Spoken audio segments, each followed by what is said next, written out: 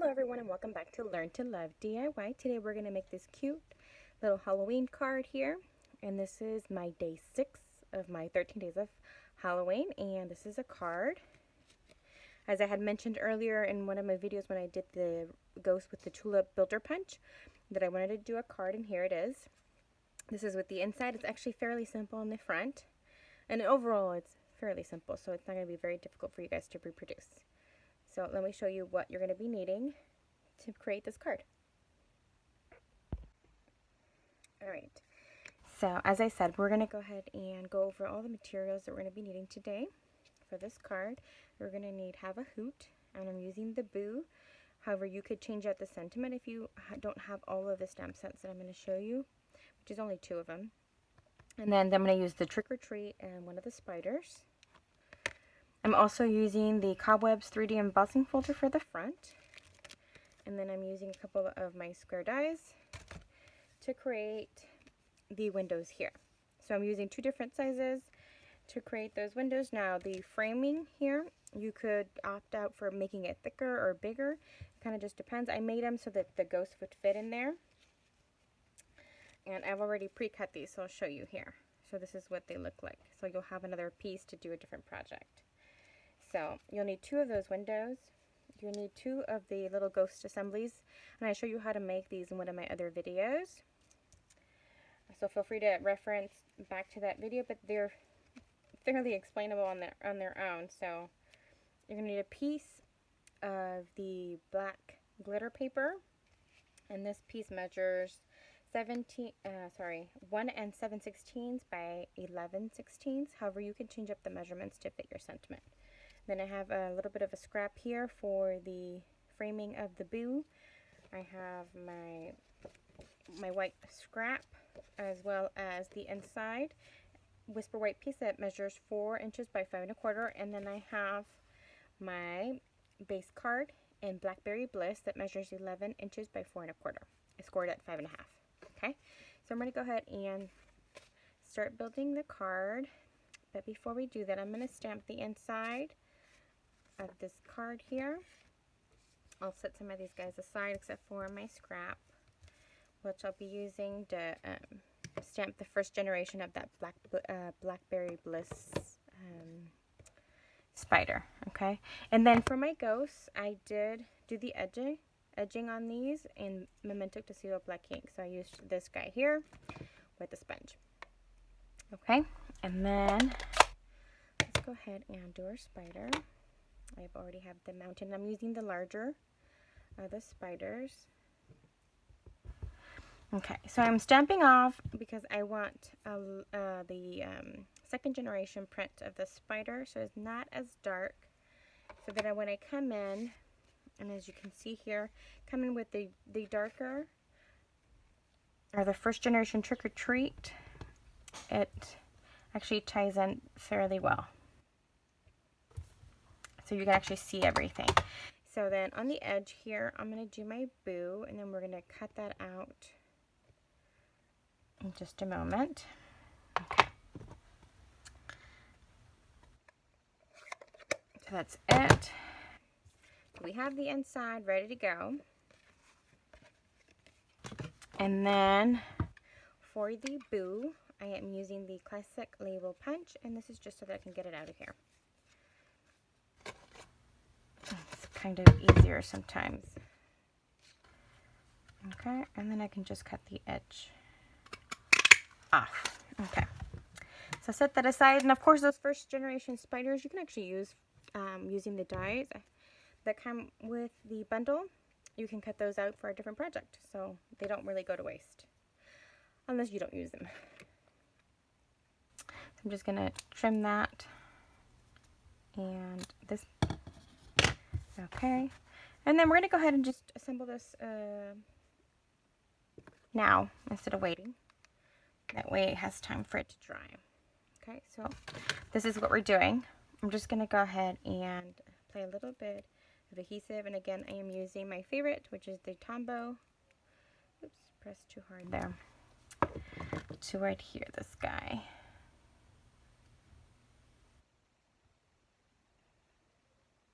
Yeah, I did use a lot.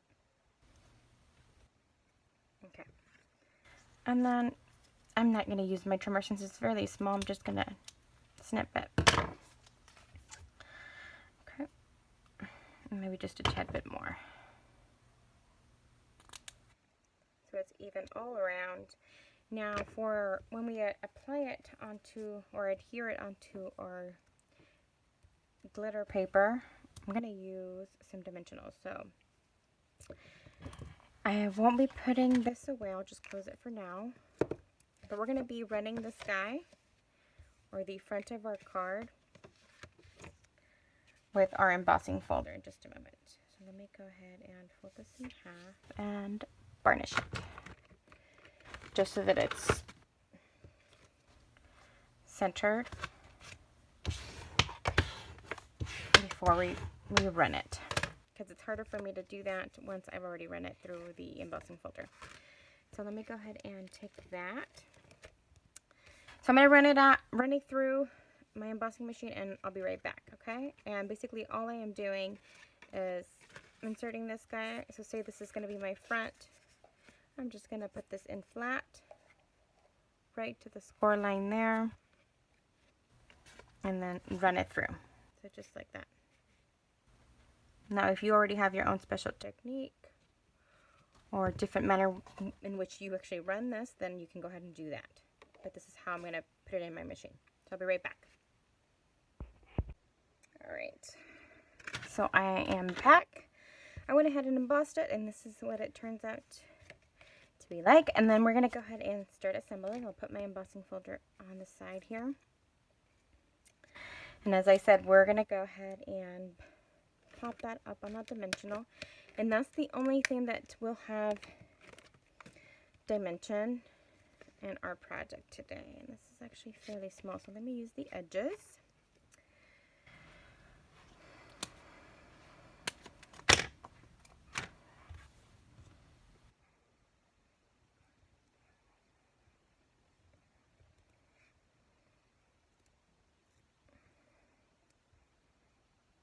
And you're just going to center. Now this, I do want to mention, because you'll probably see the difference between the one card and the other. I did make the glitter paper, the black glitter paper, a little bit longer because I wanted a little bit more sparkle in the card, since this is the only sparkle we're actually putting on. But if you wanted to make it shorter to match this card here, you could. I just did it this way. But like I said, also if you're using a different sentiment, then that's gonna have a say also in the way that you cut your paper. So it kind of just depends. Okay, so again, I'm using Tombow. I think I'm going to be using a different one today. Alrighty. These actually do go a long way. I always have a couple on hand, because you just never know when one might not want to work quite as well. But the new ones do tend to come out quite heavier than the ones you have been using for a while. Okay, so that's the inside. Now for the outside. So before I go ahead and adhere anything down, I'm going to go ahead and place my ghosts within my frame and then adhere those first before we adhere this little assembly onto our card. So let's go ahead and figure out the placement. So I think I did one facing one way and one facing the other way, and all I did is on the edges of the little ghost, put a little bit of adhesive, and then place that guy there. And then kind of just plate it by ear, so I just need like a little bit of a dot there.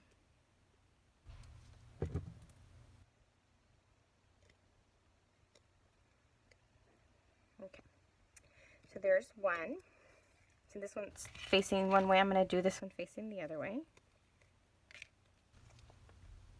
And again, just a little bit of adhesive. Nothing too crazy. And then going from there. And then this one's actually going to need two little dots.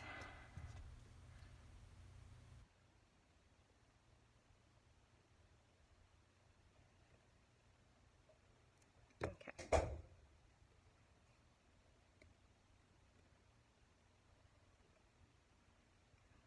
Now that we've assembled these guys, I'm just going to apply adhesive all around and in my ghost.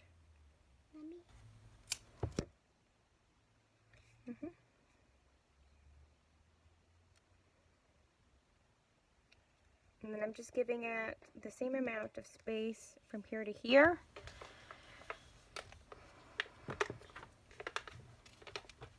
And then before I adhere this guy down here, I'm just going to make sure this guy fits perfectly. Okay, that looks good also. So let me go ahead and just do the same guy for this.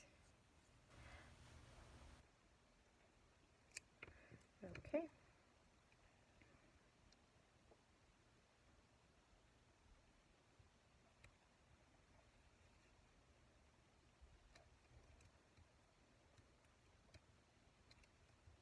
Okay. And I'm using adhesive for this guy too, the liquid adhesive.